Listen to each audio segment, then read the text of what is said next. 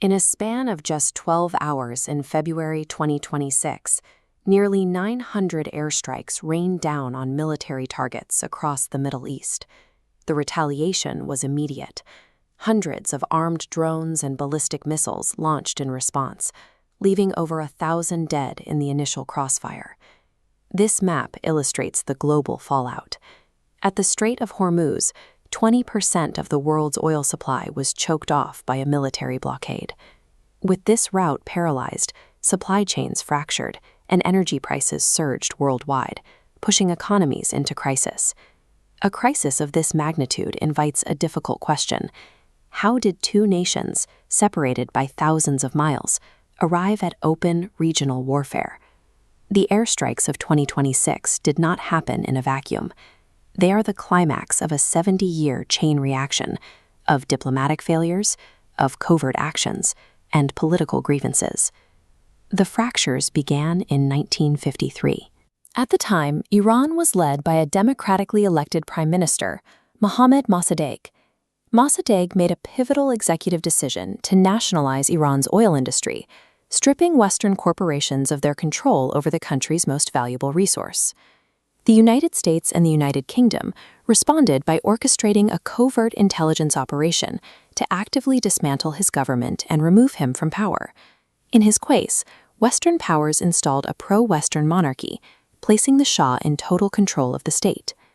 By engineering a change in leadership to protect their own economic interests, the West planted a deep, multi-generational distrust within the Iranian public. 26 years later, in 1979, that simmering resentment materialized into a massive nationwide revolution. The monarchy quickly collapsed, and a new Islamic government took absolute power under the strict direction of religious leadership. The hostility quickly found a physical target. A group of Iranian students breached the perimeter of the United States Embassy in Tehran and seized the compound. 52 American diplomats were trapped inside and held captive for 444 days. The hostage crisis completely severed diplomatic relations between Washington and Tehran, turning a historical political grievance into a rigid ideological conflict. The subsequent decades brought relentless regional violence. The Iran-Iraq War alone left between 500,000 and 1 million people dead, drawing the United States deeper into the region. Washington's primary strategy shifted toward financial isolation, imposing severe, multi-decade economic sanctions designed to suffocate Iran's banking and trade sectors. This map traces Iran's counter-strategy. To bypass Western isolation, Tehran began heavily funding and arming proxy militias across Iraq, Syria, and Yemen to expand its hard power outward. Beneath the proxy conflicts, a specific security concern took center stage in international intelligence. Western governments feared that Iran was refining the capability to produce nuclear weapons.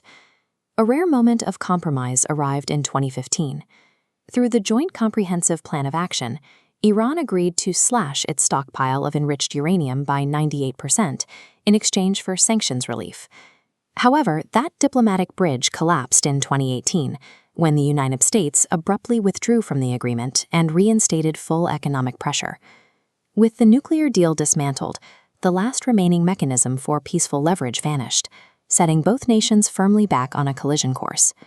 The 1953 coup, the 1979 revolution, and the 2018 withdrawal from the nuclear pact all stacked on top of each other, creating an interlocking trap that finally snapped in 2026. These competing influence zones reveal the modern conflict scope, a struggle to shape the Middle East. The geography dictates the global stakes. This territory holds roughly 48% of global oil reserves, and the maritime choke points keeping international trade moving. The stated objectives of both nations exist in direct opposition. The United States seeks to preserve its alliances and regional stability through military presence, while Iran's core mandate is the removal of Western forces from its borders. Below the grand strategy and the calculations of military planners, there is a steady accumulation of human casualties and ruined infrastructure that rarely makes it into the policy briefings. The devastation of the 2026 war is the final receipt for 70 years of decisions and retaliations.